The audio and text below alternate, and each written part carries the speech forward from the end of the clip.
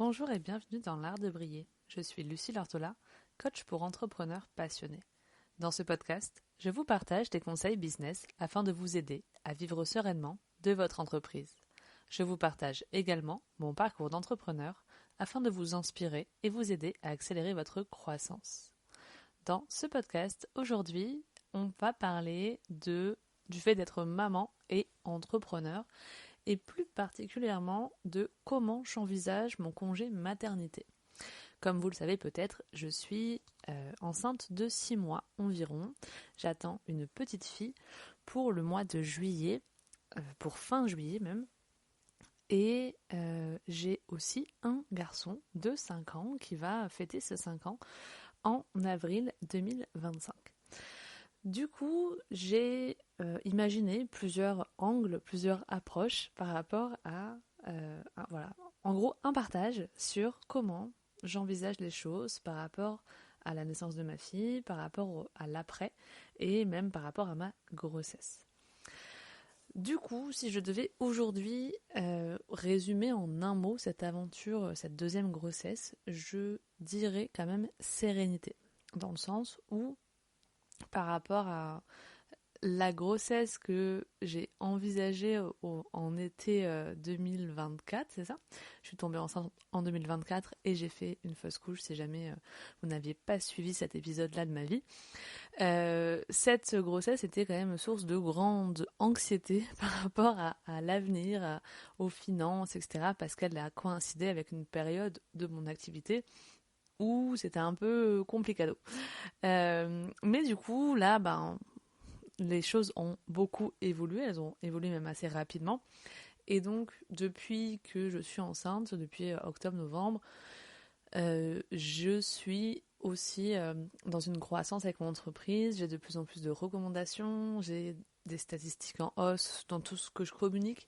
Donc, ce qui signifie que, à travers mon propre regard, il y a quand même des choses et des graines qui ont été plantées qui sont en train de germer petit à petit. Et donc, clairement, c'est pas parce que je m'arrête 3 mois que tout va s'arrêter. Donc, j'ai pas du tout aujourd'hui de stress par rapport au fait de m'arrêter de travailler pendant quelques mois. Et j'ai pas du tout de stress par rapport à l'après. Voilà, donc globalement, je vis assez bien cette grossesse. Comme vous le savez, du coup, j'ai un petit garçon de 5 ans qui s'appelle Eden. Et cette deuxième grossesse est quand même assez différente, on le dit, hein. C'est vrai que chaque grossesse est différente, mais du coup, là, dans une deuxième grossesse, déjà la plus grande, si je devais donner une chose qui est vraiment différente, c'est que je ne compte plus vraiment les semaines. Je fais plus trop attention à où est-ce que j'en suis. Voilà, je vous ai dit, je suis enceinte de 6 mois, mais en fait, c'est plus de 5 mois et demi, et je ne sais pas compter, et je ne comprends pas comment il faut compter, et clairement, je m'en fiche un petit peu. Ce qui est sûr, c'est que pour cette grossesse-là, j'apprécie pas vraiment être enceinte. Voilà, c'est lourd, c'est encombrant, je peux pas faire ce que je veux, je peux pas manger ce que je veux, je peux pas faire du sport, j'ai du mal à me déplacer. J'ai pas mal de douleurs ligamentaires au niveau des hanches notamment, et donc ce qui fait que quand je reste dans la même position pendant longtemps, on dirait que j'ai 90 ans, je peux plus bouger après, il faut que je me remette en route, clac clac clac. Et du coup la nuit en particulier, quand je dors vraiment pas très bien à cause de ça. Donc voilà, j'ai hâte que cette petite arrive, mais reste au chaud s'il te plaît en attendant. Et en même temps, j'ai hâte aussi de faire une pause avec mon business durant quelques mois pour m'occuper de mon bébé. Cette grossesse est vraiment très différente pour moi de la première. Je me souviens que pour la grossesse avec mon fils, je faisais des randonnées tout le temps. Enfin, j'étais quand même hyper active. Et là, vraiment, cette fois-ci, j'ai du mal avec mon corps. Je me sens pas jolie, je me sens grosse, je me sens surtout empotée en fait. Et j'ai l'impression que quand je dois juste sortir le chien en 10 minutes, j'ai fait une randonnée et que c'était vraiment un effort immense. Malgré le fait que j'ai repris une petite activité physique avec de la gym, avec du yoga, ce qui me fait du bien en termes de douleur, mais j'ai pas la capacité physique. Je trouve cette grossesse quand même plus fatigante que la première. Voilà, globalement, dans ma tête, je me sens bien, dans mon corps, je me sens lourde, et globalement, le sentiment global est quand même assez positif, mais c'est pas la très folichon. Et du coup, je sais qu'il y a des femmes qui adorent être enceintes, etc. Bah clairement, on va dire que ce n'est pas mon cas. Voilà, vivement que je ponde cette chose. Quand j'ai su que c'était une fille, j'en ai déjà parlé, mais ça a éveillé pas mal de choses en moi. Déjà, je me suis dit, waouh, comment je vais faire? Parce que moi, dans ma vie, je me suis toujours beaucoup mieux entendue avec les garçons. Je suis pas vraiment amie avec beaucoup de filles dans ma vie, euh, même si ça va un peu mieux maintenant en tant qu'adulte. Et je me suis dit, qu'est-ce que je vais pouvoir lui apprendre parce que je suis pas quelqu'un de stylé, je suis pas quelqu'un qui prend énormément soin d'elle, etc. Donc ça a été un peu la surprise et puis le côté bon, qu'est-ce qu'on fait de ça maintenant? Avec le temps et les mois qui passent, je peux dire que je suis finalement assez fière d'avoir une fille, de pouvoir avoir les deux aussi. Je trouve ça plutôt cool. Mais ça vient toucher à un truc en fait, en mode, voilà, elle sera aussi peut-être fière en tant que fille de voir que sa maman réalise ses rêves, réalise ses ambitions, que voilà, elle fait ce qui lui plaît dans la vie, etc. Et il y a une part de moi qui me rend du coup encore plus féministe parce que je me dis que j'ai pas mal de choses à lui apprendre, mais à lui transmettre aussi. Et il y a un truc par rapport à ça, mais j'ai tellement hâte de savoir son caractère, de voir si c'est une badass, une guerrière, etc. Moi, je l'imagine vraiment comme ça. Peut-être que pas du tout, et ce sera très bien aussi. Et en fait, je pense que ce qu'elle m'apprend, c'est qu'il n'y a pas de définition de ce que c'est être une fille bien, ou ce que c'est être voilà, une femme. Et du coup, je laisse la vie me surprendre, on va dire. On verra bien ce qui se passe. Mais c'est intéressant, du coup, tout ce qui vient, tout ce que ça vient toucher finalement en nous, notamment l'idée dans l'héritage familial, si j'analyse les choses, ma mère a eu 2 filles, mais nous, avec ma sœur, on a eu que des garçons jusque-là. Il y a du coup 3 garçons, moi j'en ai un, ma sœur en a 2. Et donc c'est la première fille, petite fille, dans la famille.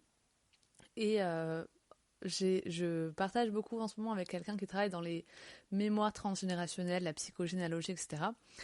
Et quand on analyse les choses, on a un héritage familial assez lourd en tant que femme dans cette famille, transmis par le côté maternel notamment. Du coup, c'est ça aussi qui est venu me heurter et revoir un peu la place de la femme dans la famille, de la femme dans la société à travers ces mémoires et ce bagage transgénérationnel qui est là. Et d'un côté, bah, je trouve que dans cette famille, finalement, quand je remonte en arrière, je vois beaucoup de femmes libres qui font un peu ce qu'elles veulent, même si c'est chacune à son image, chacune à sa façon. Mais comme si à chaque génération, ça prenait de plus en plus de puissance.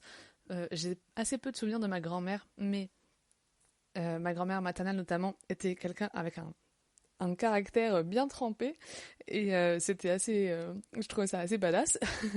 Ma maman a pris son indépendance très jeune, elle a fait sa vie à l'autre bout de la France, loin de ses proches et je trouve ça aussi assez audacieux. Et ma sœur a ouvert son école de danse à Nice et a fait des études là où on ne l'attendait pas spécialement et voilà, là encore une fois réalisé en fait un projet, quelque chose où on l'aurait peut-être pas forcément attendu là. Elle a renversé les codes, notamment même dans la danse qu'elle enseigne. Donc voilà, il y a un côté, je pourrais pas rentrer dans tous les détails de plein de choses, mais où globalement, dans la famille, on a ce côté un petit peu femme libre, indépendante, qui s'assume, qui font ce qu'elles veulent et qui renverse un peu les codes. Donc j'ai hâte de voir la prochaine génération, qu'est-ce que ça va donner, vraiment. Mais c'est rigolo tout ce que ça vient de toucher finalement, le fait d'avoir voilà, un enfant, qu'est-ce que ça soulève comme réflexion pour nous. Du coup, si on parle de maternité, on parle forcément de congé maternité. Et donc comment est-ce que je prépare un petit peu les choses? Ben, j'ai vraiment envie d'envisager cette période de congé maternité comme une période slow. Parce que je sais que ça va être intense dans ma vie personnelle, ça va être intense d'accueillir ce bébé, les nuits seront courtes, etc. Et donc j'estime vraiment là aujourd'hui que mon business pourra se passer de moi pendant 3 mois. Je vois pas vraiment l'intérêt de communiquer pour communiquer, d'essayer de conserver des posts Instagram, une rigueur, etc. Je vais plutôt en profiter pour faire les actions que je ne fais pas d'habitude, typiquement écrire des articles de blog ou gérer mon SEO, ou lire des livres, ou faire peut-être des choses qui me ressourcent, ou complètement couper même des réseaux et tout ça. Euh, En tout cas, je sais que cette période sera... Enfin, je vais essayer de m'écouter au maximum. Et dans tous les cas, je sais que ce sera très bien. Peut-être que sur le moment, je vais culpabiliser, mais là, de moins ce que je ressens, je me dis que dans tous les cas, ça va se passer comme ça doit se passer, ce sera très bien. Je culpabilise pas du tout, en tout cas là, à ce stade de ma vie, d'appuyer sur pause. Et je compte vraiment m'arrêter complètement. Ne pas répondre à des clients, etc. Enfin voilà, vraiment être complètement off. Mais en profiter pour me ressourcer, pour être plus créatif, pour avoir de nouvelles idées. Parce que je sais que en général, quand je coupe, quand je pars en vacances, etc., c'est des périodes où j'ai le cerveau un peu en ébullition. Voilà. Sinon, qu'est-ce que je fais aussi différemment par rapport à ma première grossesse? Si j'ai vraiment une leçon de ma première grossesse, c'est de plutôt ma première naissance, c'est que cette fois-ci, j'ai vraiment envie d'anticiper le postpartum, me faire accompagner par quelqu'un après la naissance, donc un peu comme une doula, quelqu'un qui va venir chez moi, qui va m'apporter des plats chauds, qui va être un soutien quand mon conjoint sera pas là, etc. Parce que ce qui est sûr, c'est que lors de la naissance de mon fils, je me suis sentie tellement seule. Et les fois où je me retrouvais seule avec mon fils, vraiment, j'étais au bout de ma vie. Je me souviens d'avoir appelé ma maman en pleurs, en me disant « Mais plus jamais ça, pourquoi j'ai fait ça ?» etc. Heureusement, tout passe. Mais du coup, je tiens vraiment à ce que cette période soit douce pour moi, d'être entourée, d'aller chercher de l'aide aussi si besoin et d'aller chercher, d'aller chez des gens, chez des proches pour pouvoir juste passer le bébé.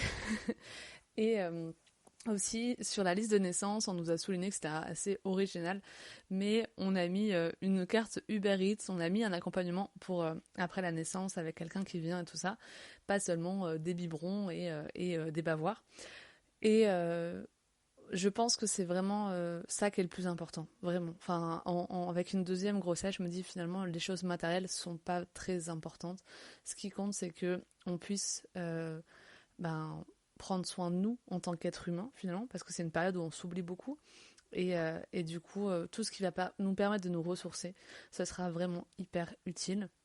Et donc, notamment, une des choses qui change, c'est que je vais congeler des plats, je vais essayer cette fois-ci de congeler des plats en avance pour pouvoir les sortir rapidement quand elle sera là. Je compte aussi pas forcément allaiter longtemps, alors que j'ai allaité mon fils pendant 1 an. Parce que j'ai l'impression que c'est ce qui a contribué aussi à être un peu l'ombre de moi-même au fil des mois quand j'étais avec mon fils tout petit. Donc voilà, j'aurais besoin de relais, j'aurais besoin des fois de de la faire garder, pardon. Et globalement aussi, du coup, juste la faire garder chez une nounou à partir de ces 3 mois, c'est quelque chose qu'on va mettre en place parce que je me vois pas du tout sacrifier mon entreprise pendant plusieurs mois et travailler alors qu'elle est là. Enfin, j'ai essayé de le faire pour mon fils, c'était tellement compliqué, ça m'a tellement pris la tête que là je me dis, ok. Et en fait, quand on n'est pas entrepreneur, on se pose pas vraiment la question. Et au bout de 3 mois, tu dois reprendre ton travail. Et c'est comme ça. Donc, j'ai pas envie de culpabiliser par rapport à ça. Et c'est vraiment la décision avec laquelle je me sens alignée aujourd'hui.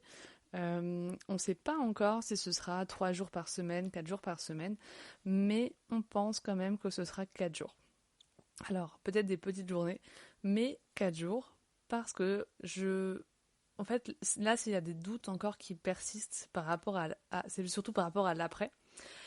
Et donc, me dire comment je vais accompagner mes clients en visio avec un bébé à côté, comment je vais pouvoir enregistrer des podcasts avec elle à côté. Et du coup, vraiment, j'ai cette idée que je me suis tellement mise de côté à la naissance de mon fils que ce que je fais dans mon entreprise me passionne tellement. J'ai pas envie de me mettre de côté cette fois-ci encore. Ça peut être une chose à lui apprendre, c'est que voilà, on a le droit de penser à soi aussi. Si c'est une leçon de ma vie de l'année 2024, c'est vraiment de pouvoir mettre mes propres limites et de faire aussi en fonction de moi, de mes ressentis. Et je me dis du coup que un peu l'interrogation qu'il y a, c'est voilà, est-ce que on l'a mis chez une ou 3 jours par semaine ou plus. Et avec mon conjoint, on s'est dit que 4 jours, ce serait bien, parce que même si c'est pas 3 jours à travailler à 100%, on aura aussi besoin de temps pour nous. Et si c'est un moment où on peut se retrouver de temps en temps au resto ou juste ensemble de temps en temps, ça pourrait aussi être utile, sachant mon premier postpartum et ce qui s'est passé dans mon couple à ce moment-là. Ben voilà, j'essaye d'apprendre de mes erreurs aussi. euh, mais du coup, est-ce que j'ai mis vraiment en place des choses pour que mon business continue, par exemple, de tourner pendant mon congé maternité? Bah, je dois vous dire que non. Et je dois même vous dire que je m'en fiche en fait. Non, je me dis peut-être que je vais faire des podcasts un petit peu en avance si j'ai le temps. C'est même pas obligé. Si j'ai l'inspiration. Mais ce qui est sûr, c'est que je n'aurai pas de cliente, pas d'assistante, pas de personne pour poster sur mon compte Instagram et je ne serai pas dans la SEO Coach Academy en juillet, août et septembre. Je reviendrai normalement vers la mi-octobre et je devrais partir, enfin du moins je communiquerai toujours, mais je n'aurai plus forcément de cliente individuelle à partir de fin juin à peu près.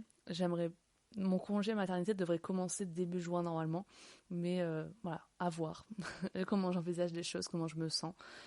Comme vous le voyez, aujourd'hui il y a beaucoup de points d'interrogation. En fait, je pense que c'est ça, une des clés qui fait que je suis assez sereine, c'est que je veux pas anticiper.